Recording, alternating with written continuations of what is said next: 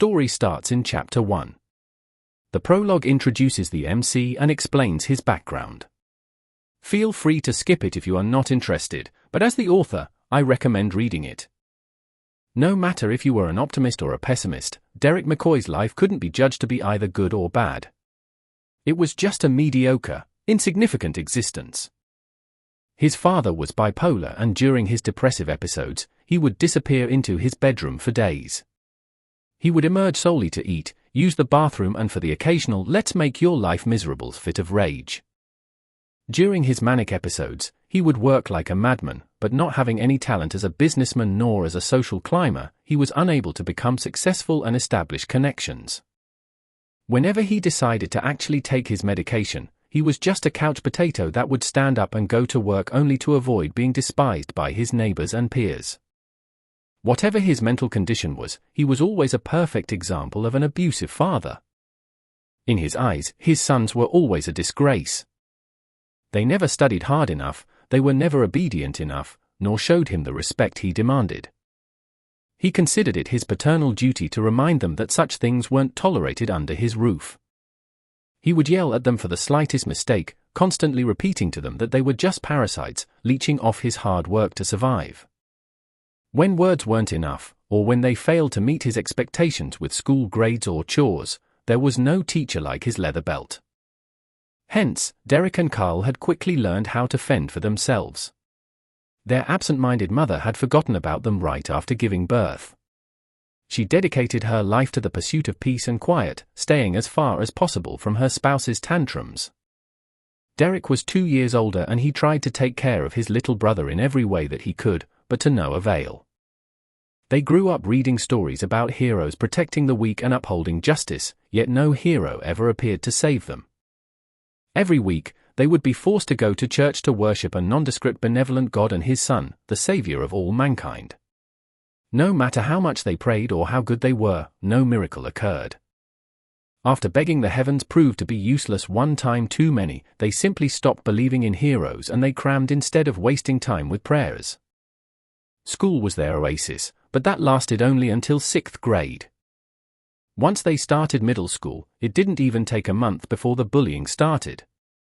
Their cheap clothes and gloomy dispositions made them easy targets.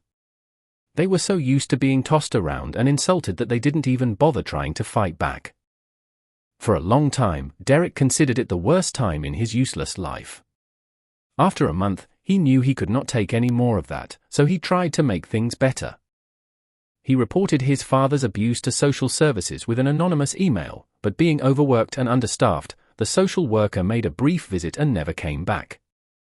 Then he tried to end the bullying by reporting their aggressors to a teacher, who in turn washed her hands of the problem by reporting the matter to the principal. The principal did not want to meddle in what he deemed as childish pranks. He called Derek's parents to inform them of the problem, hoping they would let it slide. The principal's wish came true, whereas Derek took an extra beating for not being man enough to face his own problems. "Are you really so stupid that you never learned anything from me? Never delegate. If you want something done right, do it yourself." Derek had never felt so helpless and desperate. That night he bawled his eyes out until he fell asleep. That had been the last straw. The following day, he felt different, clear-headed like never before. It was not the time for despair anymore, he needed a plan. It would take him years to realize that something inside him had died. He was no longer able to trust, hope, or develop any sense of kinship. He was surrounded by enemies, and to survive he needed to be able to fight back. So, Derek asked his father to let him join a dojo and learn martial arts. To his surprise, he did not have to beg nor even ask twice. Derek's old man was glad that his wimpy, scrawny, and all-around poor excuse for a child was finally interested in becoming a man. His only condition was that Derek was not allowed to quit for at least 1 year, otherwise he would make him regret wasting his hard-earned money. Not only did Derek start practicing jiu-jitsu almost daily, he would also wake up 2 hours earlier every single day to build muscles doing push-ups, squats, sit-ups and running until he was out of breath. In a few months, he was able to do 100 push-ups, sit-ups, squats and run for at least 10 kilometers every day before going to school. Jiu-jitsu soon proved to be a perfect choice for his situation. At low level, it was mainly focused on self-defense, but there was plenty of space for attacking and fighting dirty. By practicing martial arts, he finally discovered something he was good at. He was not particularly nimble, nor a fast learner. His hand-to-eye coordination was also average at best.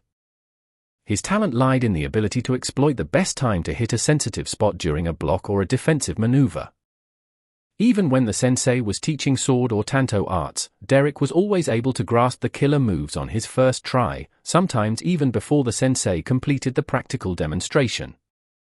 It was an exciting yet disappointing discovery, since his only talent had no practical use.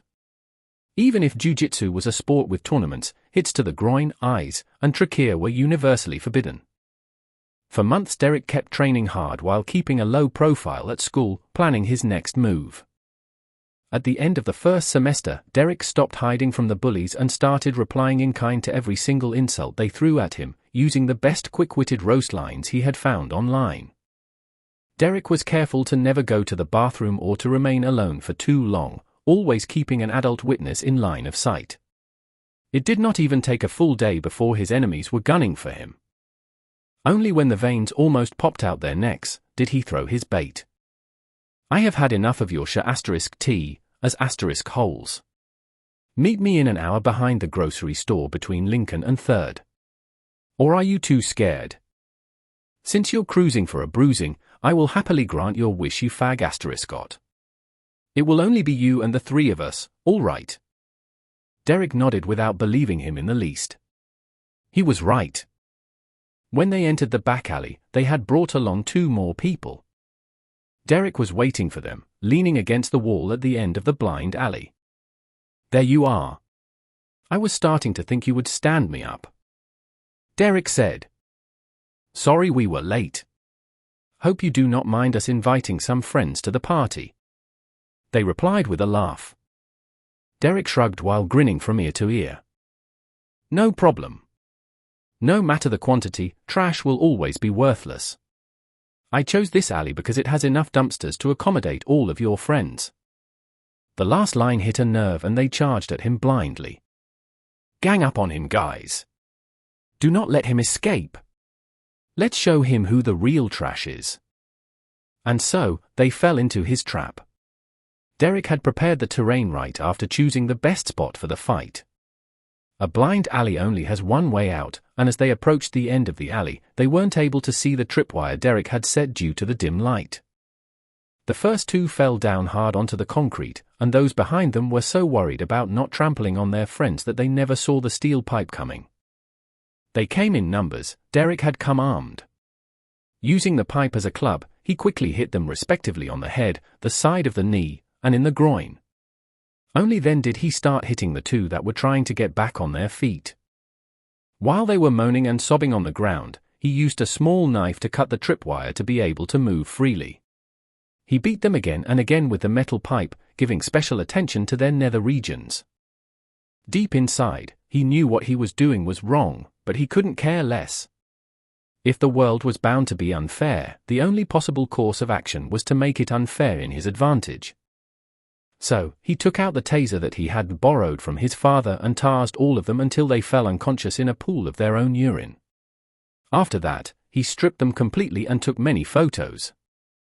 After arranging their bodies so that they would seem to be spooning each other, Derek even made a short video. When he was done, he splashed them with a bucket of cold water and sealed the deal. "Sorry to ruin your Brokeback Mountain moment, girls, but I need your attention for a minute." When the bullies woke up, they were in so much pain that they barely noticed that they were naked and embracing each other. Retorting to Derek while he still had a firm grip on the steel pipe was out of the question, so they kept quiet and listened. "I have made quite a scrapbook out of you all and even a short movie. I uploaded everything to my computer and to the cloud. It would be terrible if someone, I don't know, me for example, uploaded them on all the biggest image hosting sites. You know what they say, the internet never forgets." The bullies started crying and begging. "Imagine how terrible it would be. Whenever someone would Google your names, be them your grandma, your girlfriend, or even the colleges you will apply to, the first thing to appear would be those photos. Dude, no. Please, I don't even know you. I was just doing a favor for a friend. It was only a joke, please forgive me. The choir of begging gave him goosebumps. Derek wanted to puke at their hypocrisy. I do not care about your pathetic excuses. From this day onward, you will leave me alone. And you better pray that nothing happens to me, because the cloud is set so that if I do not enter the password every day, it will upload them everywhere. Without waiting for their reply, he turned his back to them and walked away. Almost forgot, I threw your clothes into random dumpsters. I can't remember which clothes went where. If you don't want to go home in your birthday suits, you better start digging. So long, suckers. Derek returned home euphoric, almost singing. He had never felt so proud of himself and had the completely undeserved confidence that he would never have to think about those B*****stards ever again. Prologue 2. The bullying had ended, but Derek's social life never stopped being miserable. How could he possibly make any friends with such a shameful private life? He had to constantly hide his bruises with long sleeves and had run out of plausible excuses for his streak of black eyes months before. His classmates and professors simply pretended to not know about the abuse, and he just pretended to believe he was that good of a liar. It was painful, but manageable. Derek still had his little brother to share that pain with. Carl was all he had. He was his family, friend, and confidant. He was Derek's whole world. But when that age came, he started to have crushes toward girls in his school, and those feelings weren't easily suppressed. Once again, Derek felt utterly helpless. He couldn't tell anyone about his problems, nor he could allow people to get in close to him. Otherwise, he would have to make up a reason for not being allowed to bring a friend home. Let alone a girl he liked. Derek was tormented by cruel thoughts, often asking the heavens why what others took for granted was but an impossible dream for him. Fueled by his hormonal storms, Derek's rage grew relentlessly. He started having trouble sleeping at night, thinking about all those lovey-dovey couples out there. Derek knew he was different from them.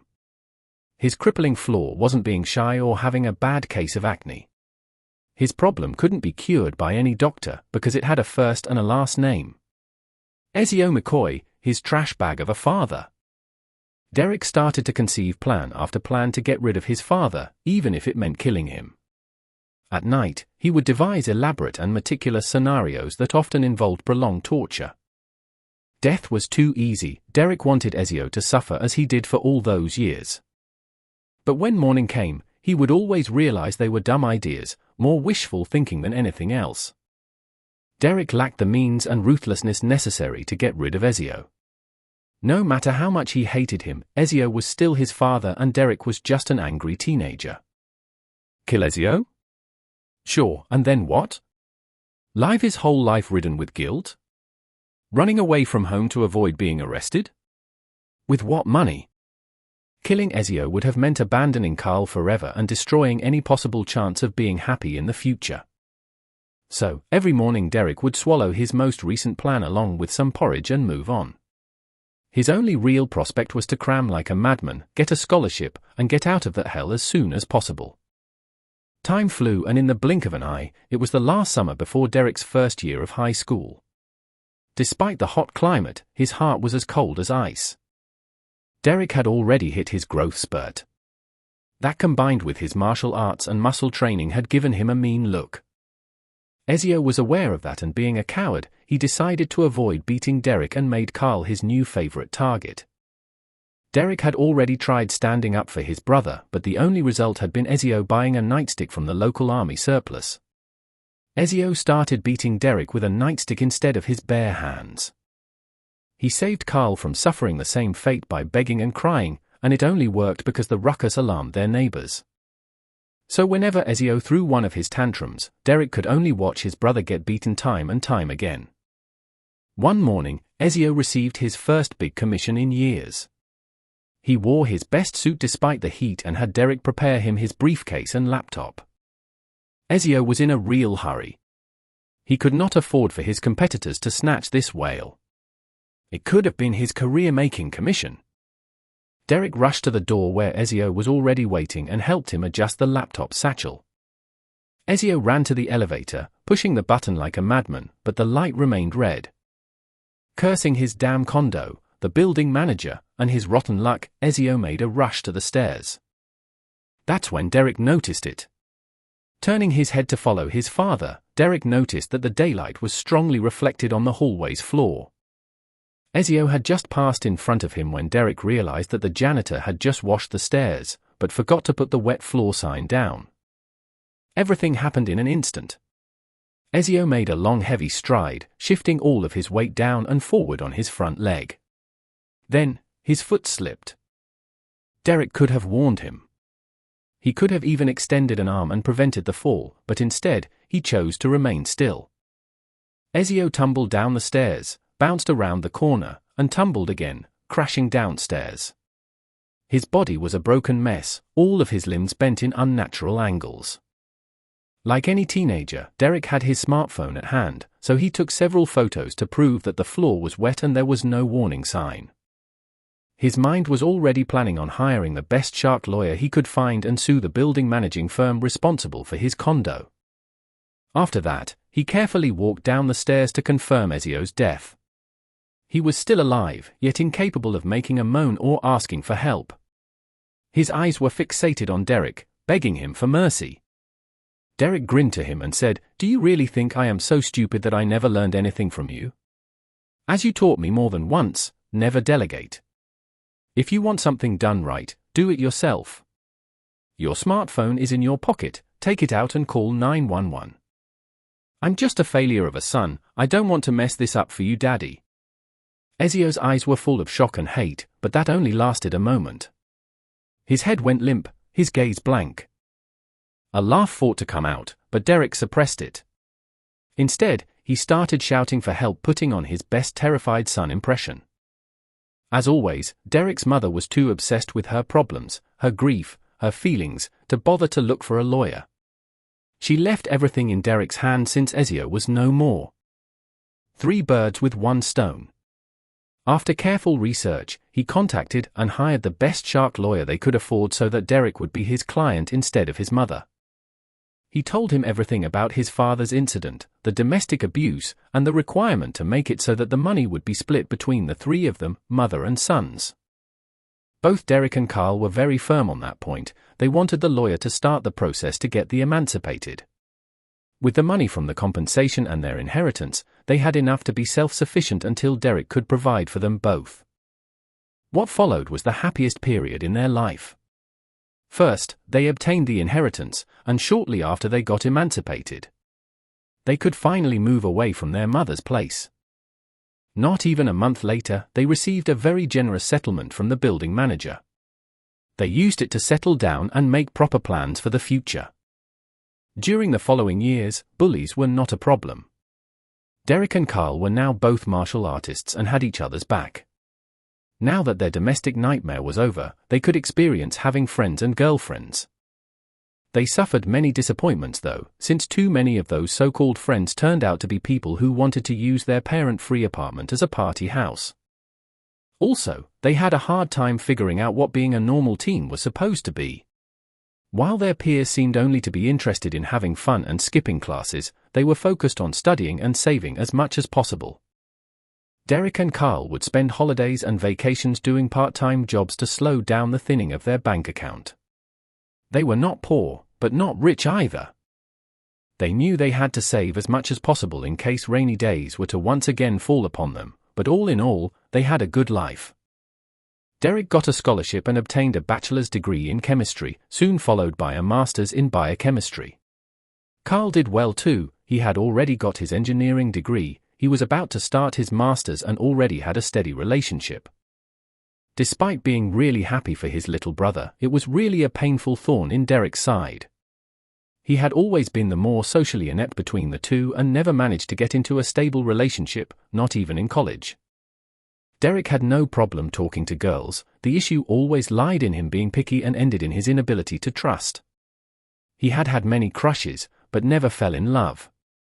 In the beginning, he put the blame on his bad luck, always finding shallow or idiotic girls. After finding more than one good girl, he put the blame on his dark past. When confronted with Carl's happy relationship, he could only blame himself. While Carl had suffered almost the same things, he got out much stronger and purer than Derek. Derek was just too scared of being hurt again to let any relationship grow above a certain level, and that was an enemy he could not just beat up. Derek accepted the first decent paid job he got, working on the night shift of a big chemical company in the Q&A department. Carl had confided to Derek that he was going to propose to his girlfriend as soon as he got his master's. Hence Derek needed money because he only had 2 years to save enough to give his little brother a decent wedding. Derek did not like his current job, but it was a way to start his working career and fill his curriculum. Also, it was well paid, and he resolved to use the company's medical insurance to seek psychological counseling. He knew he had problems and wanted to work them out. Derek consulted several doctors before finding someone he was able to work with, and after several months, he felt he was finally starting to make some progress. Alas, such happiness was not bound to last. Prologue 3. It was a Friday evening and Derek was getting prepared for work. He was still stuck doing Q&A since the pay was very good, and no matter how many times Carl said he wanted a small ceremony, Derek was sure that whatever sum his brother planned to spend would at least double in the end. It was a goddamn wedding. Things were supposed to be blown out of proportion at some point. That's just how they work.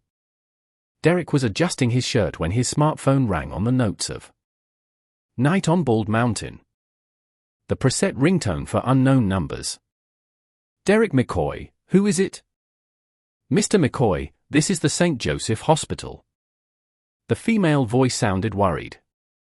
That, together with the word hospital, sent a shiver down his spine. Is Kyle McCoy your brother? Derek could almost hear her biting her nails. Yes, what happened? He was involved in a car accident and is in serious condition.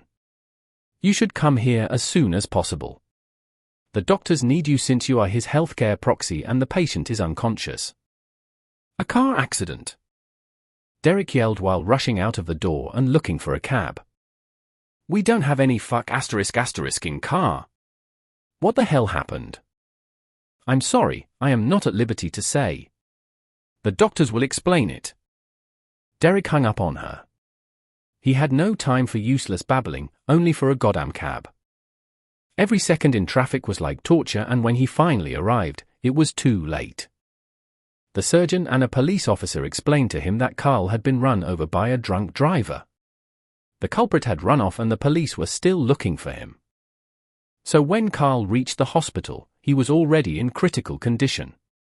He had multiple fractures, a ruptured spleen, and internal bleeding, requiring immediate surgery. Derek had been called while Carl was just entering the OR. They had done their best to save him, but Carl had lost too much blood, so there was nothing they could do. They offered Derek their condolences, but all he could hear was white noise. Let me see my brother, he begged. The body was covered with a sheet and only the head was visible. Derek could still see traces of blood on the face of his little brother. Derek gave his number to the police officer so that he could be updated about the investigation and then returned home. The culprit was quickly apprehended thanks to the traffic cameras. It turned out to be a kid, barely 17 years old, who had stolen his old man's car. When the police arrested him, he was still drunk and high on drugs. Derek lived the months before the trial in anguish. The damn DA had decided to prosecute the kid as a minor, and the even more damn judge had granted him house arrest. All while Derek's little brother, his Carl, was dead because of him. How could they do such a thing? Derek would yell and argue with anyone willing to listen to him. Why all this talking about the rights and the future of that little T? What about my brother's rights? What about his future? Carl has none because of him. What kind of justice is that? Derek visited the DA office multiple times, expressing his outrage and demanding that they asked for the maximum sentence. They were always kind and accommodating. They promised him that they would give Carl the justice he deserved. When the day of the trial finally came, Derek's world ended one more time. The DA and the defense attorney had come to a settlement. Since Chris Wainwright, this was the name of the murderer, was still a minor and it was also his first offense, he had accepted to go to rehab and do 600 hours of community service. If Chris managed to complete his rehab program and did not commit crimes in the following 3 years, he would be a free citizen with no criminal record. Derek was too dumbfounded to even be angry. When the session was over, he just walked to the DA and asked a single question with a muffled voice. "Why?" Then, with their most kind and accommodating tone, the DA assistants explained to Derek that Chris was just a kid from a good family who had made a dumb mistake. Chris had a brilliant future ahead. He had already been admitted at Caltech and this was his first offense. Also, his parents had hired a great lawyer and the judge would likely be unwilling to destroy Chris' life. Despite their expectations, Derek did not make a scene. Derek's fire was extinguished, he had no more tears to shed. In the following months, Derek lived by going through the motions. He kept following his routine like nothing had happened, his mind was still in denial. He just wanted to forget everything that had happened in the last half year. The only thing that made him feel alive was the constant headache that had started shortly after Carl's death. According to his doctor, it was a stress-related symptom. With all that had happened, Derek had just been swallowing aspirins and paracetamol like they were candies. The pain never did go away, it was only getting worse. Derek finally found the strength to get a serious checkup and once again bad news was waiting for him. According to the full body scan and the follow-up biopsy, he had stage 2 pulmonary cancer. "But I've never smoked in my entire life," Derek exclaimed, more amused than scared. "Indeed, it's odd." Dr. Monroe, his oncologist, was quite puzzled. She was a good-looking Hispanic woman, maybe 5 years older than Derek. In different circumstances, he would have probably asked her out. "You told me you work for a chemical company, right?" Derek nodded. "Such an aggressive cancer is too uncommon to be a coincidence. My personal opinion is that their ventilation system failed. You and God knows how many more people have been breathing in poison for quite some time. But we wear masks the whole time we work with the chemicals and, speaking for myself, I follow the safety protocols to the letter. My colleagues always mock me for it." Derek was still in disbelief. Then maybe the masks are cheap pieces of junk. Or maybe the lab or the storage, if not both, have leaks. These corporate scumbags only seek profit. It would not surprise me in the least if they cut from the safety budget to put more dividends in their pockets. Dr. Monroe was too outraged, even in his catatonic state Derek could tell there was more to it. "Doctor, what are you hiding from me?" he asked, looking her straight in the eyes for the first time. She nibbled on her lower lip for a while before answering. "Between you and me, you are not the first case from your company. I have already reported it to the Department of Health and to federals. If I were in your shoes, I would get a good lawyer and sue the soul out of the company. You'll need a lot of money for the treatments. I agree on getting a lawyer, but I refuse any treatment. I'll just take palliative care." Dr. Monroe jumped off her chair. "Do you realize that without the proper treatments you have 6 months, a year at best to live? Also, as I have already said, your cancer is really aggressive. We need to start as soon as possible if we want to have a chance to beat it." The situation was dramatic, but Derek found all those words hilarious, so he could not refrain from chuckling. "We barely know each other, Doctor. So we have nothing to do other than go our separate ways," Derek said to her with an icy tone. "What do I have to live for? I have no family and no loved ones. My little brother's ashes are all that is left to keep me company. I could die tomorrow and I would not give T. They parted on bad terms, but she still gave him her number, in case he changed his mind or simply needed to talk. Derek called his old shark lawyer and explained everything to him. Years had passed but they would still send each other Christmas cards. Derek had kept tabs on him, just in case. His old lawyer had more grey hair than before, but was still a first-class shark. Derek stopped working and started spending his money without much care. He would go to all the fancy restaurants he had always wanted to try, bought the suits he always dreamed about, and only ate his favorite foods for breakfast, lunch, and dinner. Derek would spend most of his days playing games on his brand new gaming PC and revisiting all the spots that held significance for him and Carl. Then, 24 days after the diagnosis, he had an epiphany. Prologue, for Fall and Ascension. It was a night like any other since Derek had quit his job. He would wear one of his new handmade suits and wander off into the city. He was curious to see what would kill him first, if the cancer or a random crazy head. When he got bored or simply exhausted due to cancer and medication, he would just take a cab to return home. Derek was walking with quick strides, high on his painkillers, when he saw him, Chris Wainwright. He was holding a bottle of liquor, poorly hidden inside a paper bag, from which he would drink in big gulps. Chris was talking and laughing loudly with a teen girl who was showing a lot of skin. She held a joint, taking big puffs until the two of them traded and got into a car. It was a custom-painted muscle car. Though not the same Camaro that Chris had used to kill Carl. It was an even bigger and more expensive car. In that moment, Derek wanted to puke blood. How could he possibly have forgotten about that little B** starred? Had his cancer really screwed up his brain so bad that he was willing to die without taking care of such a loose end? The tires screeched as the car moved, almost running over a woman that was crossing the road in the process. The skimpily dressed girl rolled down the window, yelling insults at the woman who was still frozen in fear. Derek could almost hear the couple of idiots laughing. While gritting his teeth, he called a cab and started to plan his final act. First, he started to stalk Chris on all social networks, learning about all of his routines and habits. Then Derek began to follow him and planted a GPS tracker under the Camaro so he'd always know Chris' exact location. Simply skimming through Chris' Chirper account, he found at least 50 violations of the parole deal. While following him, Derek took many photos of Chris abusing alcohol and drugs. However, Derek had no intention of submitting the evidence to the police. What could he possibly gain from that? Chris would just get another slap on the wrist, and then he had just to be more careful. Derek didn't have the luxury of time, nor the willingness to do what the so-called justice system said he should. The best car to hunt monsters with. The rave was secret, hence it would take place in some rundown, abandoned location. Derek followed Chris closely, and as soon as they were away from traffic cams, he ran into the Camaro from the side, forcing Chris to halt. As soon as Chris stepped out of the car, Derek took him down with a stun gun and then quickly proceeded to check if the Camaro had more passengers. It seemed to be his lucky night. Chris was driving alone.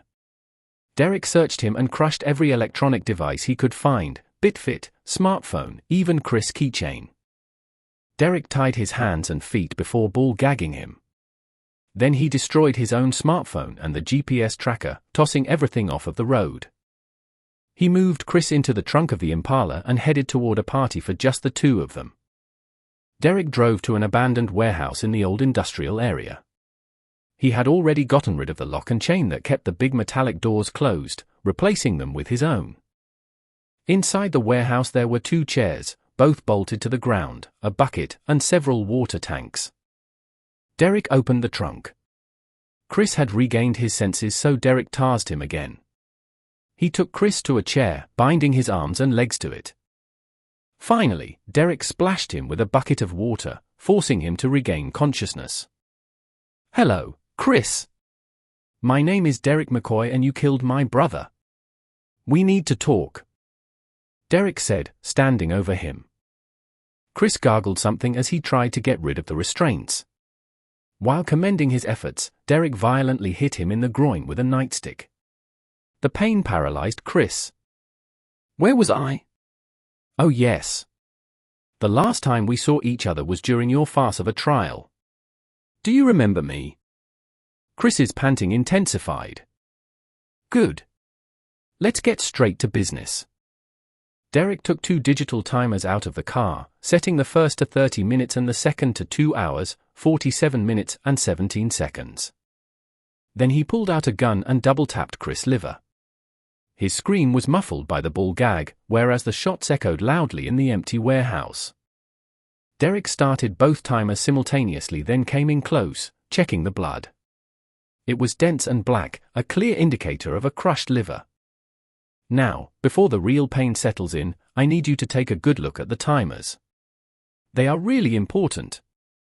Chris was crying and screaming, so Derek had to splash him again and pull him by his hair to get his attention. The first timer marks how much time you have left.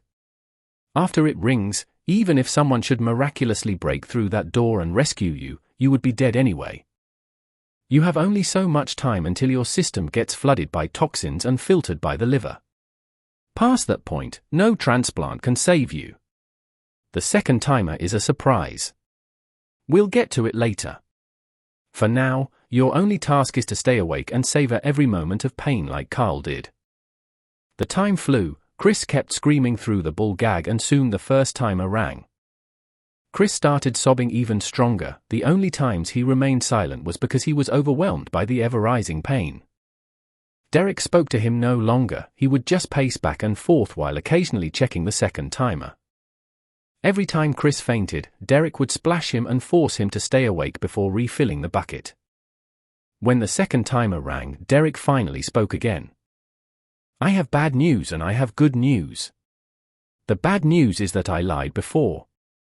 I thoroughly researched liver injuries, and with such a crushed liver, you had no hope to begin with.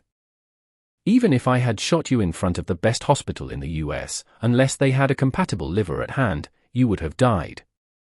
I wanted to give you false hope, the same that my brother experienced while waiting for help. The good news is that you just suffered as long as Carl did. I may be many things, unrelenting, vengeful, a liar, a murderer, but I am also fair. Your suffering ends now. Derek pointed the gun to Chris' head and double-tapped him. Then he pointed it to his own head. Little brother, I'm coming. Wait for me. He pulled the trigger one last time. While Derek's body was still falling, his consciousness was bathed in light and he felt as if he was being pulled toward the sky. After months of grieving, after a whole lifetime of misery and pain, Derek felt that all of his traumas and hatred were fading away. Derek had never experienced such bliss. In this new form, he felt no negative emotion. He was at peace with his past and unafraid of his future. Derek was enjoying a present that he felt could lead to endless possibilities. There was no right and wrong, success or failure. He would simply be, no strings attached. That intoxicating feeling lasted until he suddenly woke up, alive and breathing. All his negative emotions returned, plunging him back into despair. Derek inwardly cursed while he tried to focus his eyes. Maybe it was because of the shot to the head, but his vision was blurry. So much for the perfect plan. Some idiot must have rescued me and somehow I survived the journey to the hospital. I am still alive. I still have cancer. I am still alone. But when his eyes finally cleared up, they strongly disagreed with his reasoning. Derek was in some kind of huge metal corridor, surrounded by dead bodies. Alien dead bodies to be precise. They were all wearing some kind of full-body armor that resembled a sci-fi space suit. Where the F***K am I? What the hell does this mean? He screamed while trying to get up only to fall back to the floor. He fell hand first and only then did he notice that he was wearing a space suit too. Also his hands, all four of them, had 3 fingers each. What the actual F***K? Prologue 5. Collateral damage. After much screaming and freaking out, Derek finally regained his cool enough to analyze his current predicament. The first thing that caught his eye was a huge hole in his spacesuit at the chest level. The contours of the hole had burn marks all over it and there was a lot of purple jelly on both his suit and the dead bodies. That meant that the purple jelly was coagulated alien blood. Derek turned his head to see the spot where he had woken up, noticing a lot of blood and even something that he found safe to assume were some kinds of splattered viscera. This makes no sense, he thought. All the evidence points to the fact that this body was as dead as Julius Caesar until I somehow happened to inhabit it. For whatever reason, it's also fully healed. Oh man, this means all religions are dead wrong. Luckily, I never believed in any mumbo-jumbo, otherwise I would be really disappointed right now. Derek then proceeded to examine his new body. It had 4 arms and 2 legs, but all the limbs were long and skinny. The legs were reverse-jointed like those of a cat. Both hands and feet only had 3 fingers and toes respectively. Derek was really curious about his facial features, but there was no reflective surface in sight. He tried to feel his face with his fingers, but the suit apparently came with a helmet which somehow did not impede his senses at all. The only thing he could determine by touch was the shape of the helmet. Derek found out that his new head was something akin to a shark's dorsal fin. Then he tried to speak. Test, test. Derek McCoy. 1, 2, 3. He could somehow do it, but he was still speaking English. That meant that he didn't inherit the muscle memory nor the intellect from the body's previous owner. Derek tried getting up, but the center of gravity was too different from his old body's, so he had to give up and resort to crawling like a baby. He examined the corpses to make heads or tails of what was happening around him. Judging from the suits, there were 2 factions at war. One had a red-colored space suit, and the other, which Derek was wearing, was gray. He had no idea which side was winning, but it would not make any difference to him anyway. Unless the suit was equipped with a universal translator, he was incapable of communicating. Enemies would kill him on sight and allies would probably ditch him like garbage.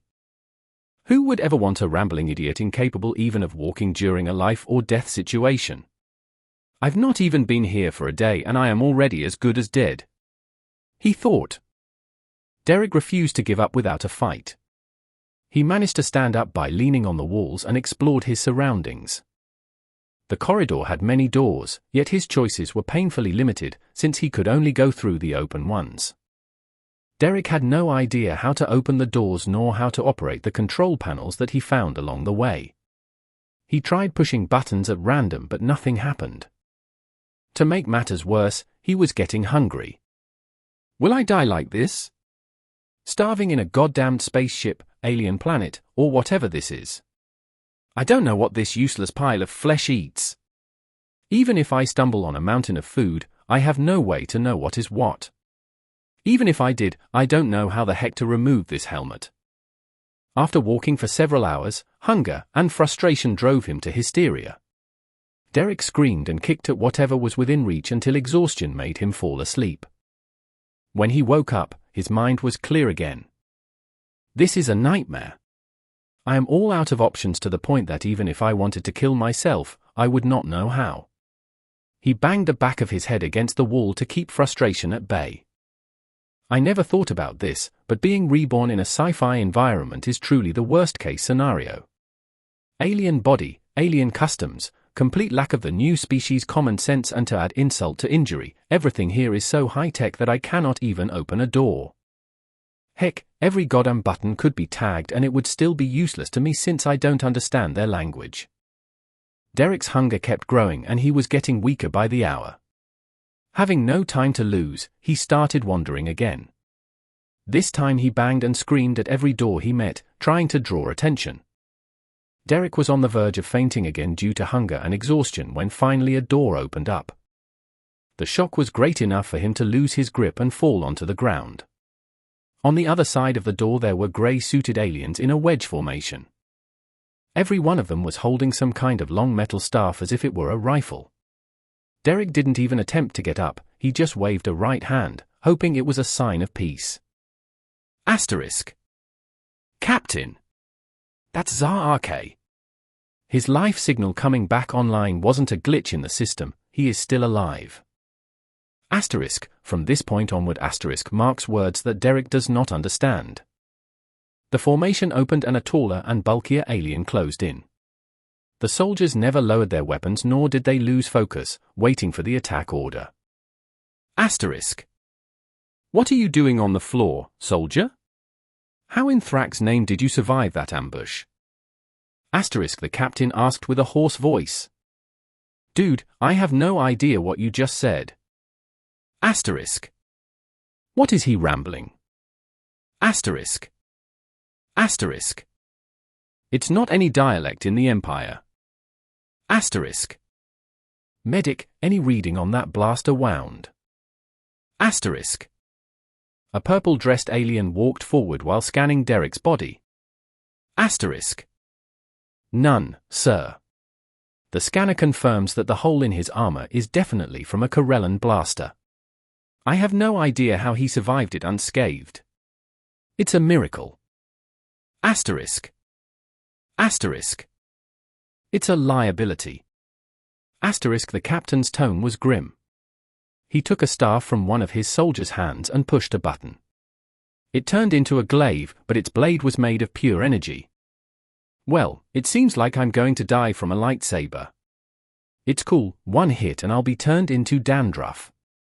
Lucky me, another painless death incoming. Derek thought. When the captain plunged the glaive into Derek's chest, it did not make any burning sound. It pierced him from side to side, bleeding him to death. The blade was not a laser-based weapon, but a hard-like construct, making it no different from an ordinary glaive. Asterisk. Listen up, soldiers. Zar Arke was a good soldier. When and if we get out of this alive, we will remember and mourn him as such, but that thing, whatever it is a risk we cannot afford to take. Not with Prince Rekhart in our care and those Corellan rebel scum still at large. Better some collateral damage than a spy among our ranks. Now shut that door and check the perimeter again. Asterisk. This time, death was far from painless for Derek. He felt like his chest was on fire, but what really hurt wasn't the wound but rather his lungs. Derek was struggling to breathe. Every breath was shallower and more difficult than the last. Blood started gurgling from his mouth as he felt like he was slowly drowning. His throat kept contracting, trying to draw in air, but to no avail. It took Derek less than a minute to die, but to him it seemed to last forever. Once again, he found himself basked in the blinding light and pulled towards it. Just like the last time, he felt all of his worries and rage fade, but instead of enjoying the feeling he was simply annoyed. Derek had never believed in any god, hence he never believed in heaven or hell. Humankind has always been a terrible race. He thought. It's impossible to define someone as truly bad. Most of the time, the bad guys are simply people who never got a chance to be anything but criminals. Then there are people, like me, whom life had pushed and pushed until they broke. Not to mention psycho and sociopaths. How could someone that is born bad be sent to hell simply because his head is malfunctioning? Hence, I have always believed that either there was an afterlife for everyone or no afterlife at all. Death is supposed to be the final spirit level, good or bad, rich or poor, the destination has to be the same. Instead I got this cheap excuse for a reincarnation screwing with me. What purpose could be reborn possibly have if I retain all of my memories? Whatever body or planet I would end up in, I would still carry my baggage, so once outside the light all my pain, rage and contempt toward humankind would prevent me from learning whatever lesson I am supposed to learn. Inside that otherworldly space, he had the clarity to see that his psychologist had been only half right. He could only change if he wanted to, but because of all his past experiences he had no will to. It was a perfect example of a catch-22 paradox. Suddenly, he was pulled downwards and away from the light. His vision was a blur, but he could still hear a lot of commotion around him. Giant hands were holding him still while he was puking God knows what, and judging from the breeze on his butt cheeks, he was naked. I don't know what the heck is going on, he thought, but I bet I am in deep *T again. When Derek was finally able to see again, he discovered that the hands were not gigantic, the issue was him being a very small creature. A baby, to be precise. *. He is alive. I did it. I managed to save your boy's life. Derek was currently inside a wooden shack, surrounded by people dressed with rags that could be called clothes only if they were part of a 1000 CE themed Renaissance fair. Man, I hate always being right. He thought. End of volume 21.